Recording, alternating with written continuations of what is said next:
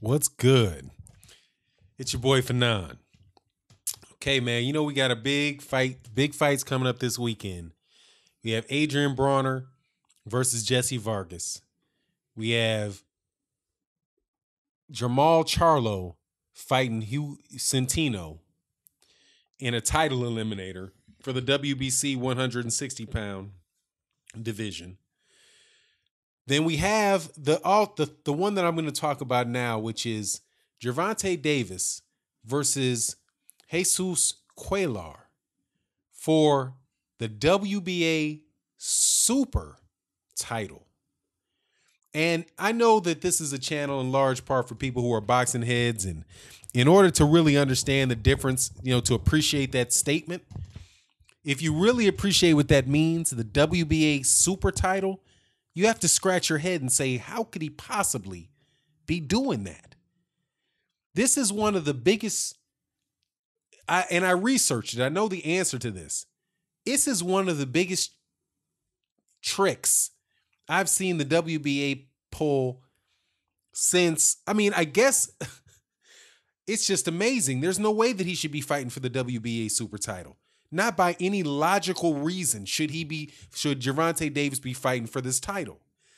But that said, he definitely has a chance to get himself on the map as far as winning his second major championship belt at 130 pounds against Cuellar. And in an interview that he gives, he talks about how he hopes it changes that he's made and how he hopes this could lead him to being a pay-per-view star. So I'm going to go through that. But at the same time, you have to think, what kind of favoritism is Gervonta Davis getting here? There's no reason that he should be fighting for the WBA Super title. Now, before I get into that, I'm definitely going to try to have a live stream later on today. I hope that you would subscribe and hit the bell icon so that you can participate. We have really good conversations with a lot of very knowledgeable boxing fans in the comments section, and I definitely want to have more and more real-time conversations with boxing fans on the channel. Also, so I hope that you attend. Also, I really want to thank everybody that's donated on Venmo, and also the super chats that we do. We raise money for a nonprofit youth group and sports group. And every time you guys attend the live streams and help out, it's much appreciated. So thank you. Thank you very much. And also thank you for the subscribers that listen to the videos.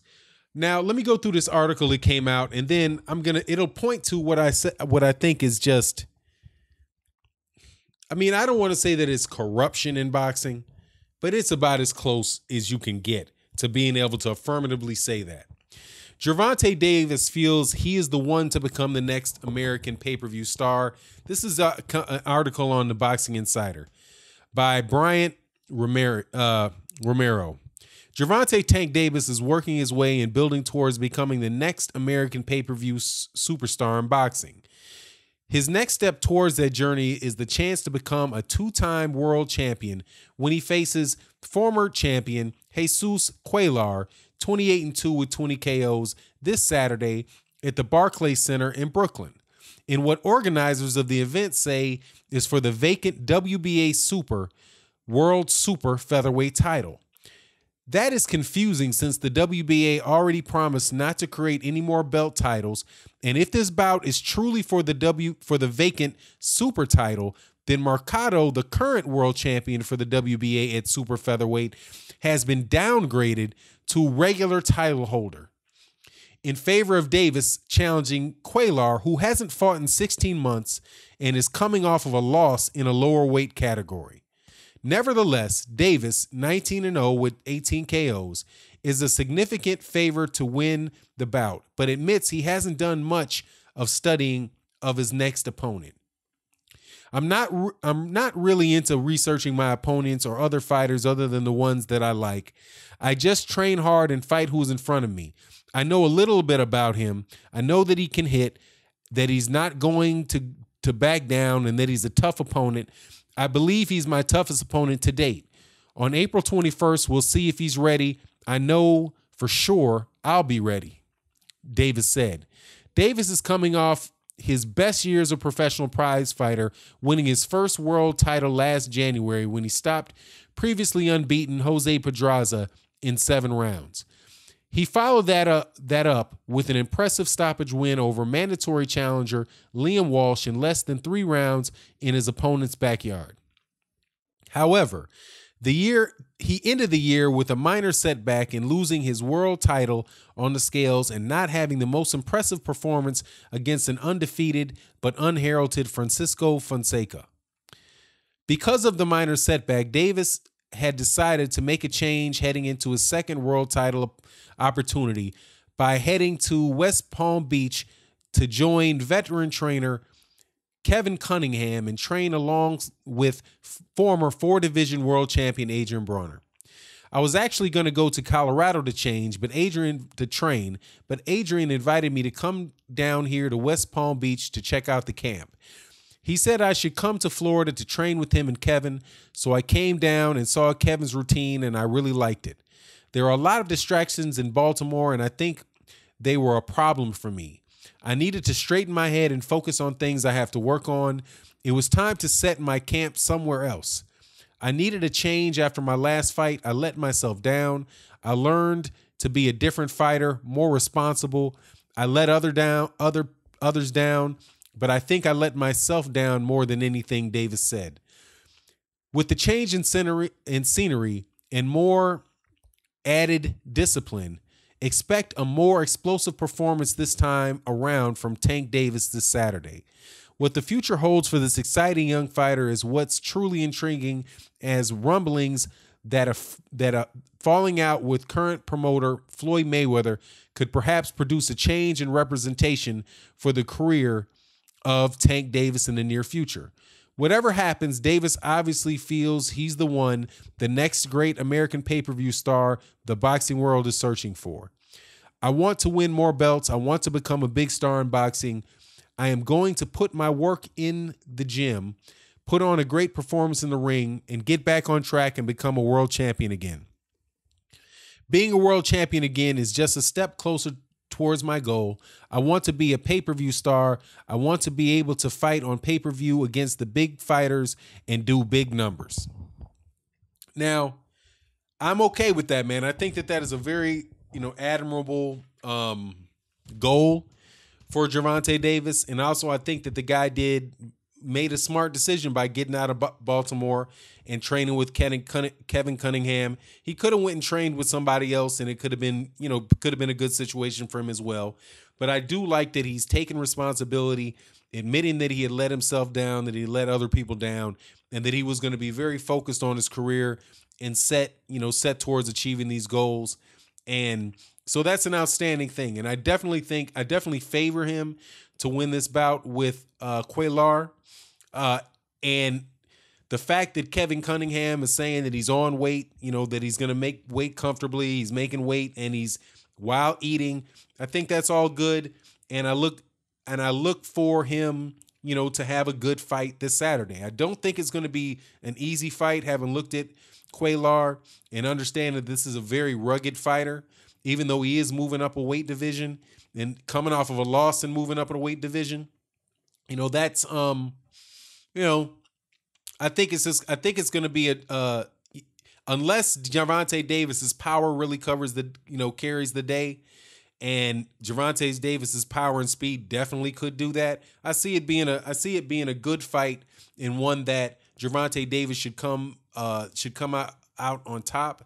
But if he does have lingering issues with his discipline and not really prepared for this fight, it doesn't look like that's the case in the training camps. But if that winds up being the case, this could be a really, really difficult night for him. Now, one thing that does bode in well for him in becoming this pay-per-view star is that he's already seeming to get the benefit of the doubt by the World Boxing Association. Because I can't figure, it took me a good bit of research to figure out why this could possibly be for the WBA super title. Now, for people that aren't, like I said, real boxing heads, like to the point where you're reading the rules and you understand the difference between the WBA regular and the WBA super. The WBA super is their is the major title. It's the WBA Super. If somebody has a WBA Super, they have a major championship belt. If they have the WBA regular, then they do not have a major championship belt. So the person that was currently, and I know I've seen him listed as the WBA Super Champion, if not on the WBA website, everywhere else that I've seen it, was Alberto Machado. But what happened, I think, is that when Alberto Machado fought and won his title, he won it off Druzil Corrales. And Druzil Corrales was the WBA Super Champion. He won the WBA Super Championship, the vacant WBA. He won the World Boxing Super Championship against Juan Antonio Rodriguez. And I think it was the interim. No, I'm sorry. He won it against Uchiyama in April 27th of 2016. He beat Takashi Uchiyama for the World Boxing Association World Super Featherweight title. Then he beat Takashi.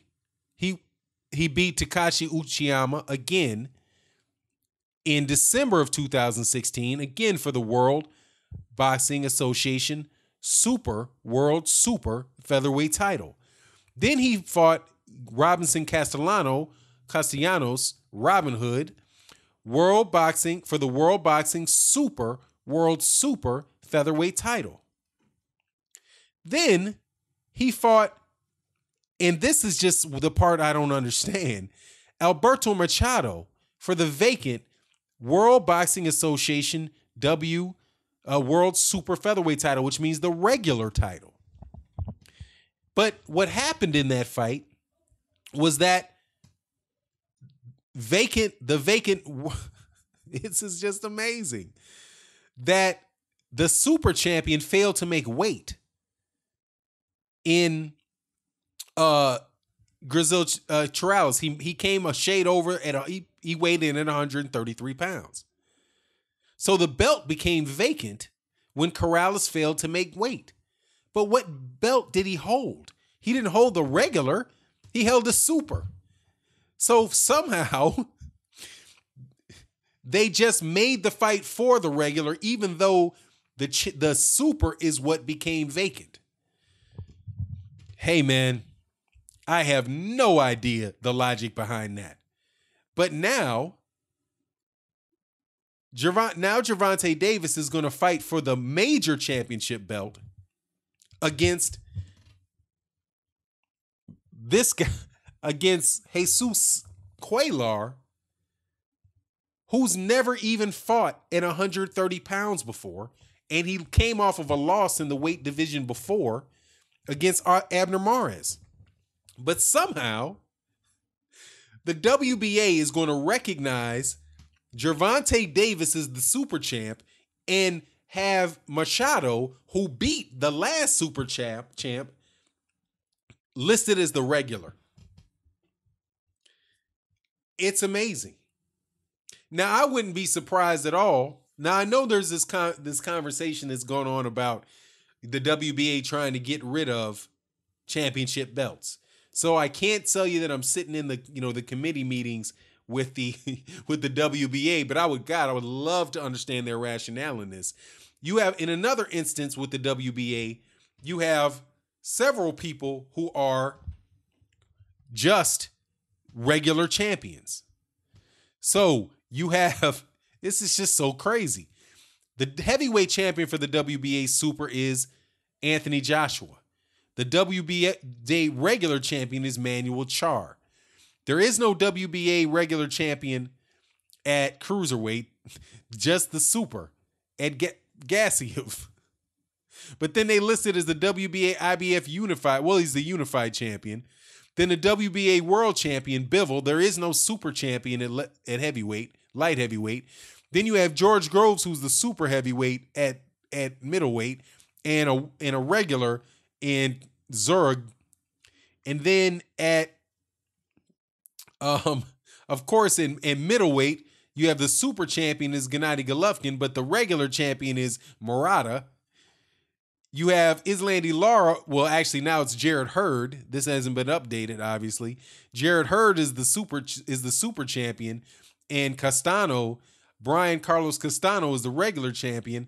It's just all muddled up. But at the and then like another good example of this is the WBA super champion in welterweight is Keith Thurman, and the WBA regular champion is Lucas Matisse. But in order for this to make sense, if they strip Keith Thurman, based on the precedent that they just set here, right? They could strip Keith Thurman, move Lucas Matisse up to super champion, and then have the former mandatories fight for the regular championship. I mean, it's absolutely crazy, man. There's no logic. There's no reason whatsoever that Gervonta Davis should be fighting for the WBA super title. Now, I do applaud their attempt to straighten this stuff out and just make a doggone champion, man. One champion for the WBA to have two champions in many divisions, none in others, right? Where you don't even have a super champion. They just need to cover this. They need to clean this up. But as far as this thing that goes on with Gervonta Davis, this makes Gervonta Davis, and I was certain up until I read this article and I went and did the research for it, that Gervonta Davis was fighting for the regular title. Just like Manny Pacquiao is fighting Lucas Matisse for the regular title. But then I went back and I'm look, okay, there's no way that this could happen. Alberto Machado is the super champion. But no, he's not. And here's another thing. Neither is Jorge Linares. Jorge Linares and Vasyl Lomachenko are going to fight for the WBA regular title. Now, how much you want to bet if Lomachenko wins that Lomachenko is going to get elevated to the super champion? Similarly, you had, I do believe the same thing happened with, what is his name? Julius Ndungo, who was I think he had the WBA, and I think Julius Ndungo had the WBA regular title, and he was elevated to the super title. But why would you demote somebody? Why would you just demote the they just demoted the whole fight card when Corrales missed weight and had him fight for the regular. Who knows, man? Crazy. But anyway, it is what it is with that. I'm looking as far as this pay-per-view thing and whether or not Gervonta Davis can be a pay-per-view star. I don't know. I mean, of all the pay-per-view stars, first of all, pay-per-view is getting faded. I mean, it's a hard go with this pay-per-view in the United States. Unless they can, increase their technology, improve technology to the point where people can't get illegal streams, it's really just going to take away from the ability to really have big pay-per-view numbers. Now, from the boxer standpoint, I can see why they'd want to have basically a gigantic closed circuit TV type of situation, where they can make more money for each view that's there. They get a cut of it. For boxing fans, I'm not one of these guys that are looking forward to the next boxing star being a pay-per-view star. I would much rather them just be stars and have everybody be very interested in watching the fight, having major advertisers foot the bill, right? And so instead of having to come up off of $60, $70, $80, whatever for a pay-per-view, I'd rather just say, hey, I'll watch a Coca-Cola commercial. Or just like the people who watch this video, you see an ad come through. You don't have to pay to watch it. The ads will pay for it, right? Because people see that you got a good channel and their content aligns with what they want to do, that demographic, and they put an ad on it. I would much rather it be that than the other way around. Anyway, with that, I'm out. Peace.